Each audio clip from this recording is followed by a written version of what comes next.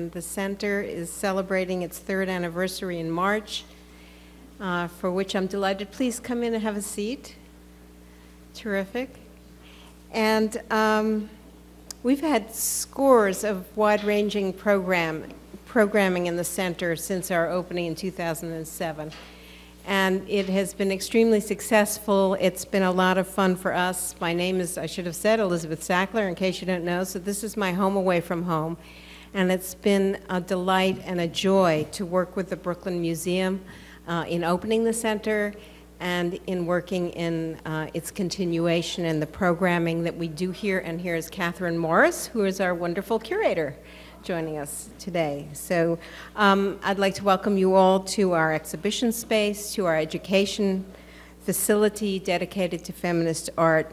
Our mission is to raise awareness of feminism's cultural contributions and to educate new generations, and as we move on we'll have even more new generations about the meaning of feminist art and of feminism in our society and indeed in our world. And last autumn, actually, I had the pleasure of moderating a panel at the National Academy of Arts. And it was a panel with the extraordinary Leslie Dill and the great painter Natalie Frank and the fabulous and talented Shannon Plum, who you will meet and hear from today. And it was a very special panel, actually, because those of you who know anything about the National Academy know that generally they don't hang paintings except for those painters who are members of the Academy. And when they were hanging this particular show, they realized that if they didn't put in contemporary artists, they were leaving out a whole slew of women artists who are really important at this moment in time. And as a result, there was one entire gallery dedicated to contemporary women artists, and none of them were academicians. And it was the first time in their 100-plus year history that had happened. And they asked me to moderate this panel with three of the artists who were in the show, and Shannon was one of them. And it was a wonderful panel. And it was at that time that I invited Shannon to come here and to talk about her work, because she is part of Reflections of the Electric Mirror, which you may have seen some of her work already, and we're going to see more today. So we planned this together, she and I, a few months ago, and I'm delighted that today has arrived.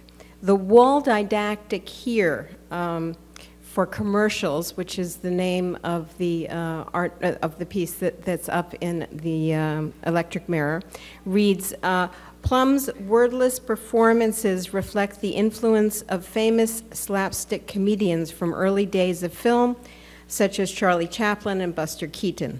Commercials evokes a past era of exaggerated physical comedy, enhanced by its occasionally old-fashioned score and grainy black and white visuals. Plum presents a series of short ads, many of them hawking products marketed specifically to women. If you haven't seen it, I really encourage you to go and look at it after this presentation. Indeed, Ken Johnson in the New York Times wrote in the New York Times Review on May 1st, 2009, that Shannon Plum is, quote, a terrific comic performer. She makes mock television commercials in a flickering silent movie style and adds rousing soundtracks of jazz, rock, folk, and country music, portraying a student with attention deficit disorder, an absurdly bewigged model for a shampoo ad, a patient suffering side effects from a stop smoking pill, and other characters. Ms. Plum is hilarious. Comparing her to Charlie Chaplin and Buster Keaton might sound like a stretch, but it's not. Couldn't ask for a finer praise. Shannon wrote about herself in 2004 for the exhibition Shannon Plum Behind the Curtain, which was at the Aldrich Contemporary Museum. She wrote, when I was growing up, my grandma said, instead of playing with other kids, I would sit behind a curtain making up a world of my own. And I started these films in a studio where I put up curtains so no one could see. Almost all of the films have been shot without any witness except the camera. And I think it's really going to be a pleasure to hear from Shannon herself and to see additional films that she's brought with her, and then she and I will have a dialogue afterwards and open up to Q&A. Please help me in welcoming the very wonderful Shannon Flum.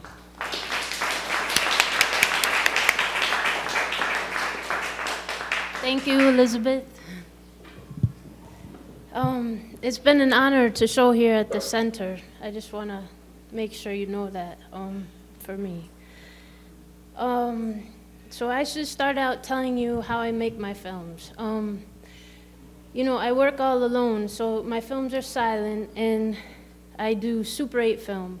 And the camera is usually on a tripod, and I run over here and, you know, perform a character. I use a tape on the wall as the center, so I know where the center of the frame is. Most of the films people think are funny. And I've been trying to figure this out, where that comes from. But the thing about them is I focus on the imperfections of people. And so for this talk, I was like, okay, where does that come from? Where are these imperfections? So I think I'm going to go over here.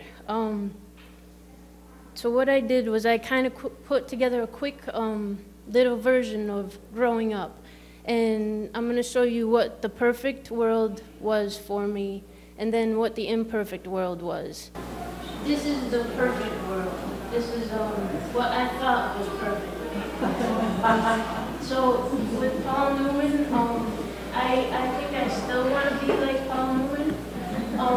He was cool, and I aspired being so cool. He could eat 50 eggs, and that was amazing to me. So this is obviously the perfect world. Growing up, I remember at 14, 10 came out, and I was like, I think I was 14 or 13, and I was like, I'm never going to look like that. And that was it. I mean, I didn't have to worry after that. So, play. And then, pause.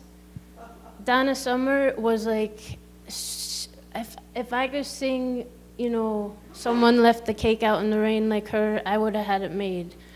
And I actually think this was my first performance.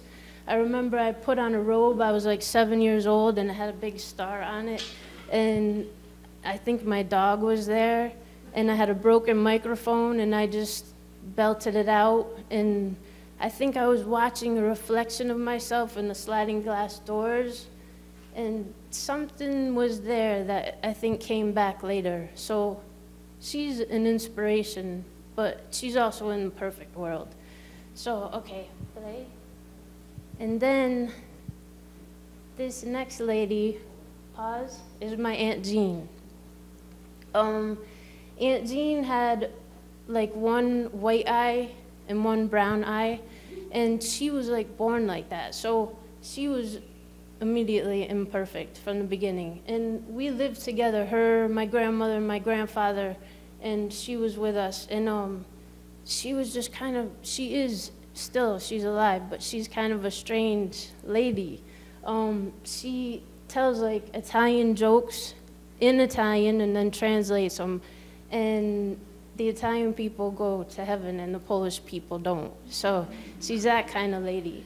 And she lived in the same house with us and with my grandma and grandpa for 20 years. And her and my grandfather didn't talk for those 20 years. Like they wouldn't, in a tiny space, like walking past each other in the hallway, they wouldn't say, "Excuse me." So they would like, they were committed to silence. And it was strange, I'm telling you. Okay, play. And then, this is Grandpa, pause. My grandpa was really grumpy, and he stayed most of the time in the basement. And I remember when dinner was ready, we would pound on the floor with a broom to tell him, come up, you know, it's 5 o'clock. And but the thing I remember about him, I mean, he used to stir his ginger ale to get the bubbles out. He had these weird things going on. And late at night, I would never go to sleep on time. Then like 11 o'clock at night, Grandpa would sit in his chair with the remote, and I would have to watch what he was watching, and most of the time it was Benny Hill and Bonanza. So I know I had some inspiration from those two shows. And then play and pause. And this is my papa, and this is Shirley. These are my grandparents from the other side. And Papa was also quite a character. He always had a bleeding head because he always bumped into things. He put Mercurochrome on, so he always had these orange stains on his face, you know? And I found out later that he had tunnel vision, and that's why he was always bumping into things. He couldn't see, he didn't know where the side of his head was. So he also had coffee stains all the time. He always spilt hot coffee on himself. And Papa, I mean, I could keep going with Papa. He had false teeth. When he was 32, he said he was going to take out all his teeth because he didn't want to go to the dentist anymore. And so he had them taken out, and he had false teeth put in. So the false teeth were also a big comedy piece as well.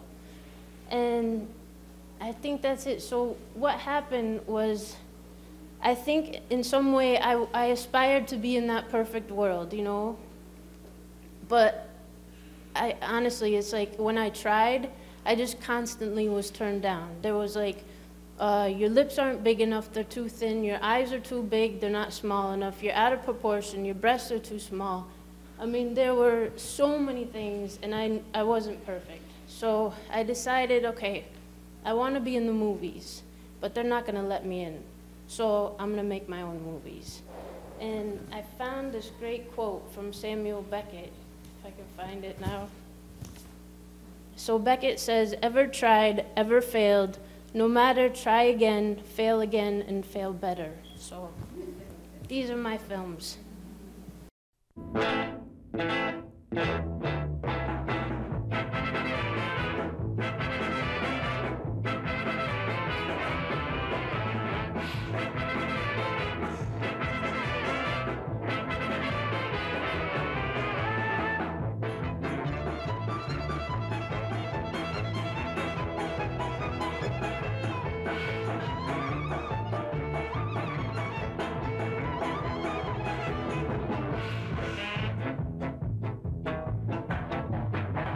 Stephen Foster at the Hotel Paradise.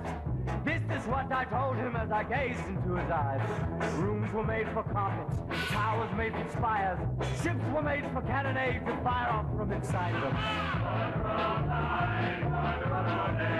Camptown ladies never sang all it do. No, no, no. Camptown ladies never sang all it do. No, no, no.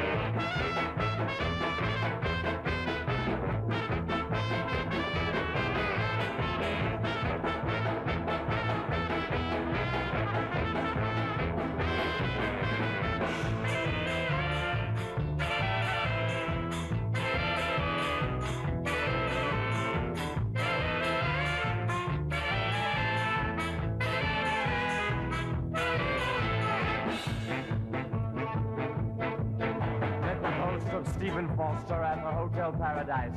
This is what I told him as I gazed into his eyes. Ships were made for sinking, whiskey made for drinking. If we were made of cellophane, we'd all get stinking drunk much faster. Camptown ladies never sang all that do not. No, no, no. Camptown ladies never sang all that do not.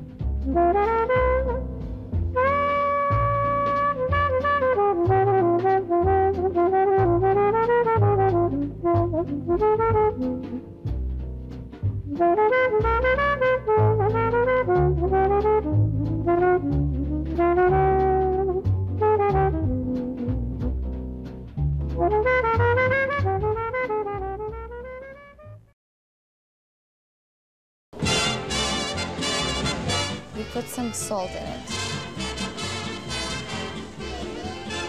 Not too much. You need some water. So you open the water thing. They should be hot, but not too hot. And you pour some water into it. And then, usually they're like bubbles of water.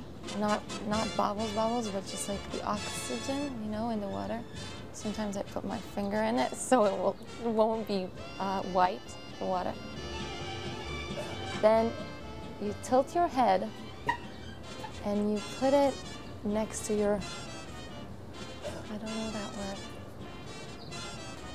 that word, nostril? Okay. And you just pour it, and then it goes through the other one and it comes out. The water comes out. And you have to open your mouth and breathe through your mouth. Just slowly, right there.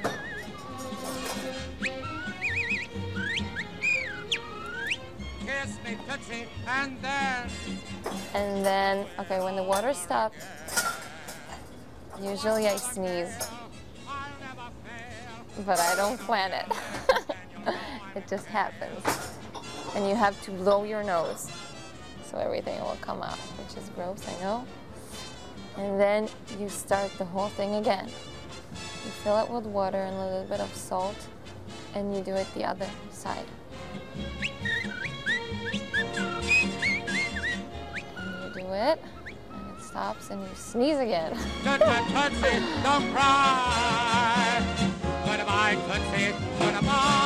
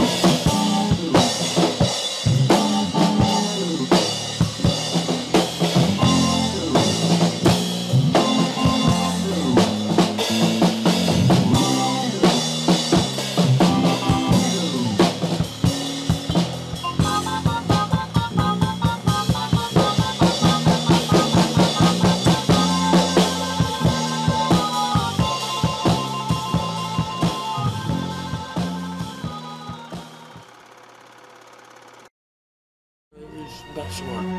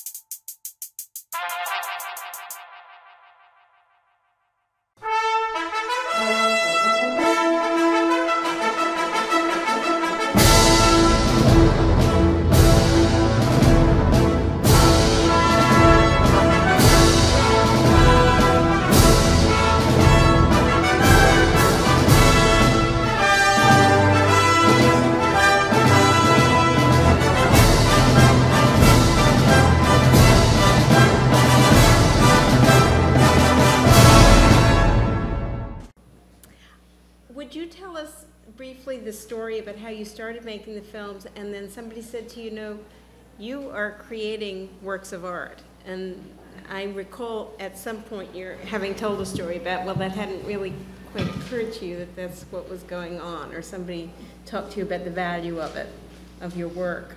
I mean, I still wonder about that, but I don't know. I can't remember a particular story, but I know that my mom still doesn't really. She doesn't call me an artist or anything. I don't know if she like. She's never said they were art, but I think a couple of my friends were like, I would screen these before there were any galleries or anything for my friends. And my one friend was like, he was an artist and wanted so bad to be in the galleries, and he told me, he was like, you know, you have to do something with these, you know? You can't just keep playing them on the wall. So that might have been the point. What did you do? I went to Anthology of Film Archives. I don't know if you know, and Jonas Mekas is a huge avant-garde filmmaker, but I had no idea who he was at the time. I mean, I didn't know about the Beatles until I was 24, so that's where I'm coming from. And when I went to the Anthology, these guys were coming out, and they had these cool hats, and they had these strange accents, and I'm like, hi, I have a video, I want to know if you can look at it. And so they said sure, and I got a call a week later, and Jonas was like, I want you to do a show here. And so pretty much ever since then, I've just every year they've made sure that I'm showing my work there. And I think he was the one who was like, look, you have to keep doing this, you know, keep going. And that's kind of where it started. Where did the germ come from, the inspiration come from for a new film or a new series of films? How does that begin for you? I mean, it seems like it's everything is inspired by people, I think. Well, it comes from everywhere. I think right now it's a strange time for me because I have all these ideas, but yet I'm not sure which one to execute. I don't know where the ideas come from. I mean, the subway, I ride the subway all the time, and I know that someday I'm gonna do the subway. I'm inspired every day that I get on the subway, you know? So it's endless, I think. So you don't think about your work as evolving? Do you have a consciousness about your work as a whole and where it's moving? It's interesting because I think doing this talk has helped me a lot because I had to think about really what's going on with the work. I think that there's an evolution, a conscious evolution in the filmmaking of the work. So if you are a filmmaker, like a lot of the filmmakers will say to me, oh, I see what you're doing, you're really evolving, because I'm going from silence, black and white. Each series has its own tiny little thing. The green screen was with the park, Maximus, and in the corner. So every time I'm trying to move ahead in making films.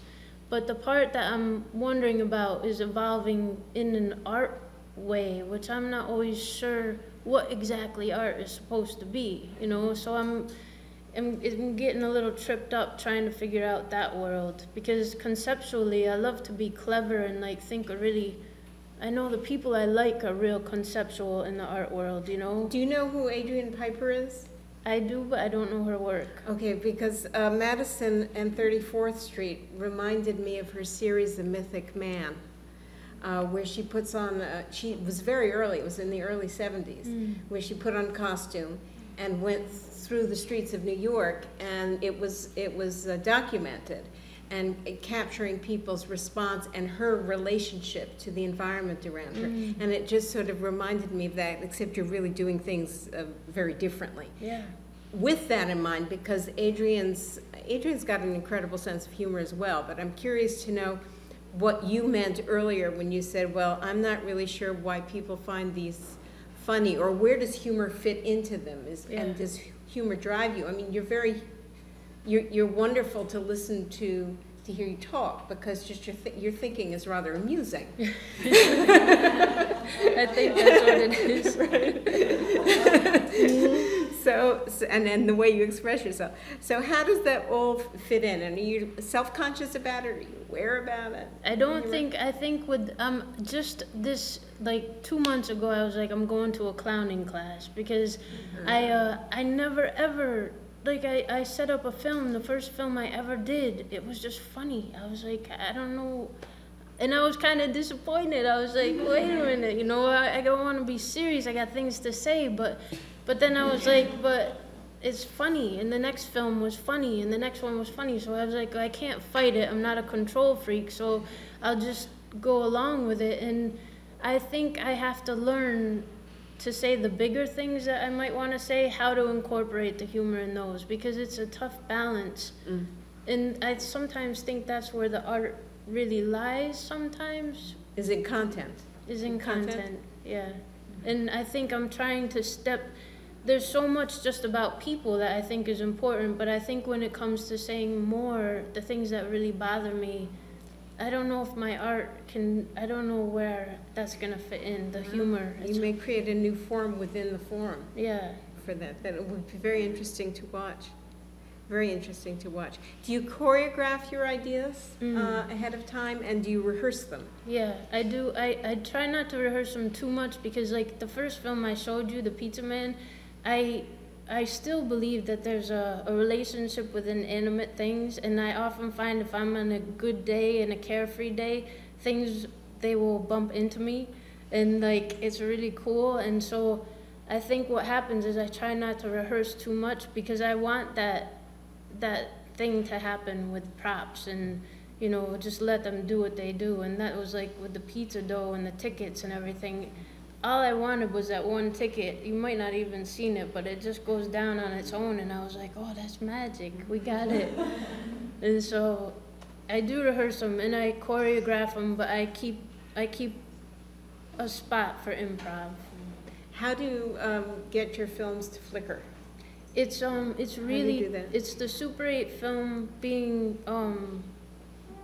projected against the wall and then videotaped off the wall. And that creates a Flickr. And it creates a Flickr.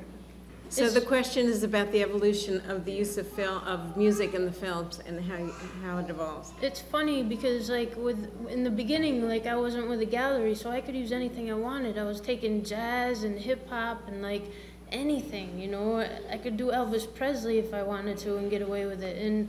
But then it started, if I was going to sell work, I had to change. So I started to look for composers, and I try to use different ones. There's one who did Maximus in the Suit, who is amazing, and he just can hit because a composer has to also be able to hit those spots that need a little, like, beat and stuff, and he can. Dave, oh my God, I just blanked. Rivka, Dave Wilder. He's in California, and thank you. And he's the last composer I worked with. Do you think there's a difference? I'll ask Shannon, and I'd be curious to know what you think. That there's a difference in content. Charlie Chaplin and Buster Keaton are men, and male filmmakers in comedy, and you are a female. So what place does gender play, do you think, in terms of the content? Oh, I think the thing is, like, there's a whole world that I get to discover because the silent times, women weren't really doing it, you know. A woman was not leading the way. She didn't get to make her own movie. I mean, I got to see Alice Guy Blanchet. Yeah, so at the Whitney, if any of you haven't seen it, you might go to see that. And I think this woman from France was doing things, you know, she was a director and stuff, and she was able to, but she's been buried, you know. I never saw her films. And I think there is a lot of content that women get to, oh my God, there's just so much, you know. It's like you play men and you get to have a vehicle to voice what you've been thinking about men. I mean, if I could make a feature movie, I would, and it would be like Buster Keaton, the content would be so different, but it would be like starting all over again in the silent era because we would have so much to say, you know. Shannon has 2 children, if you can imagine that, on top of this, all this wonderful work. So Yeah.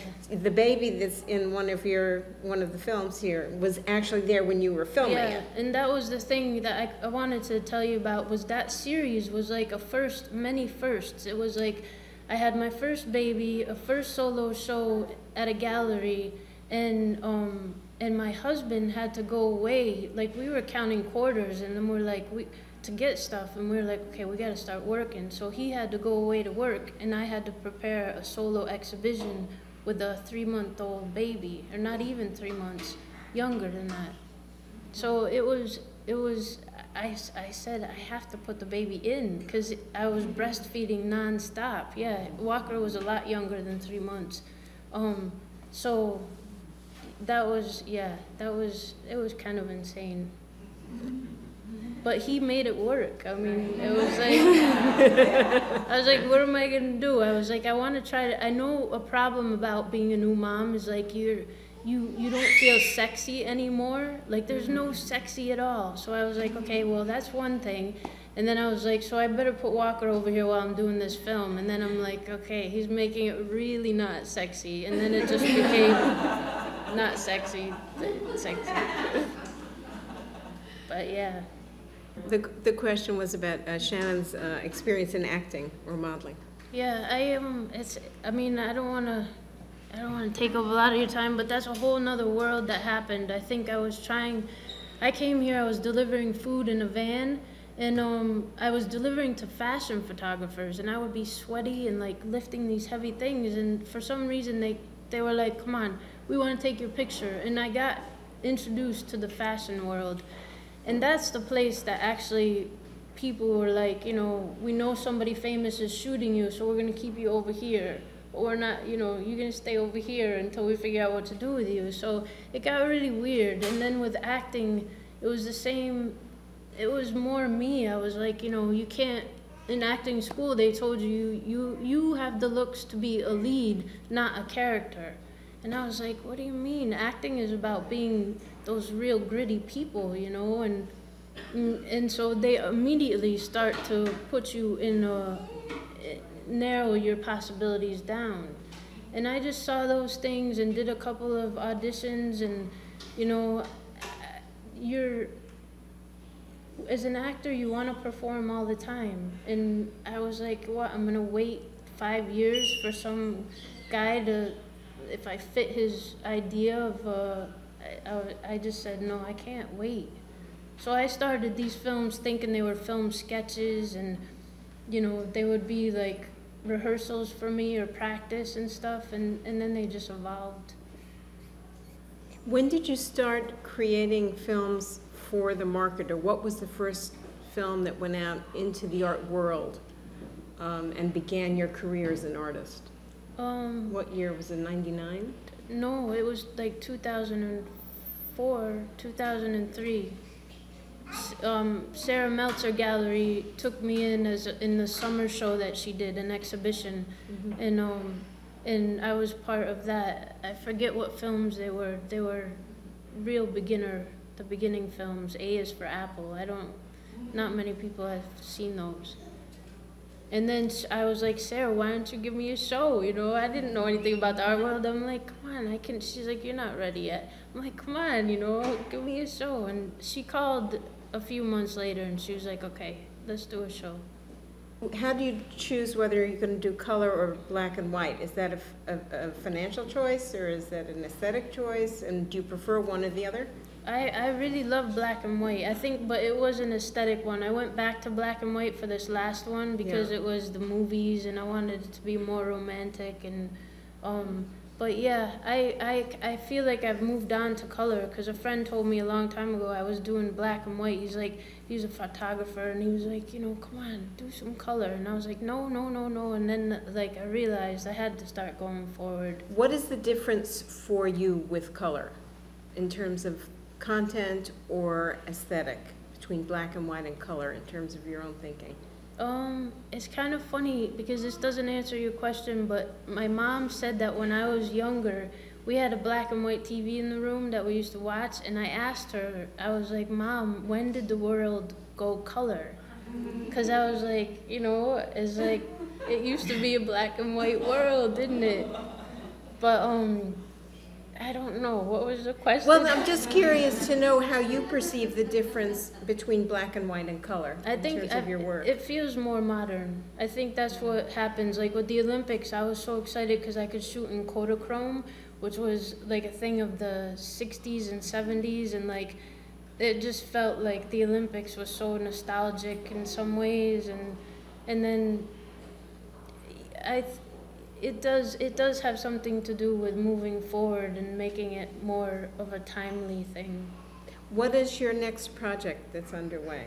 There's a few of them. You don't want to talk about them. The one that I do want to do is a text messaging thing, but I can't tell you guys everything about it. So the question has to do with characterization and cross-dressing, as it were, or costuming, and those choices. I remember like this Together one. I did a portrait, you know, an Olin Mills portrait of me, and it was me doing both of the guy and the girl, and my husband showed it to his friend. And his friend was like, "Do you get off on her doing that stuff?"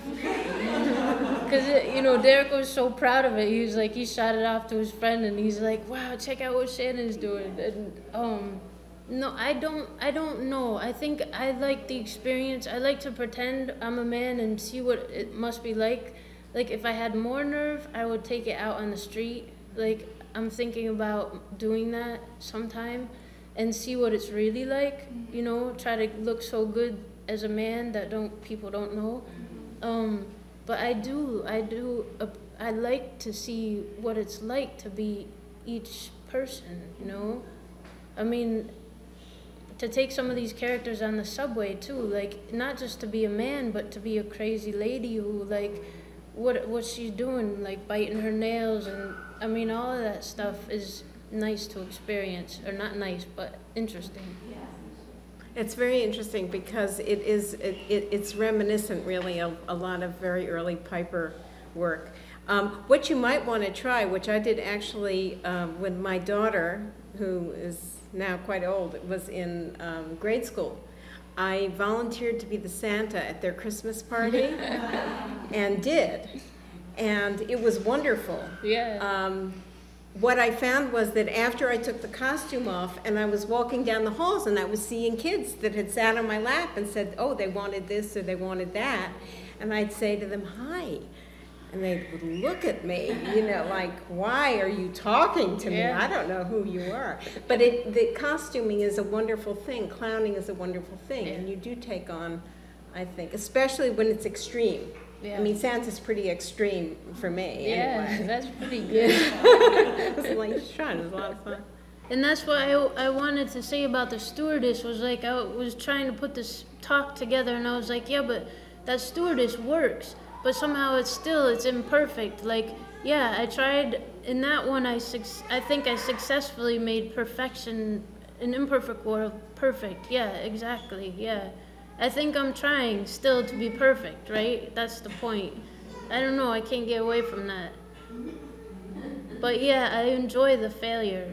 It's harder to be perfectly imperfect. You are perfectly imperfect, and thank her very much for joining us.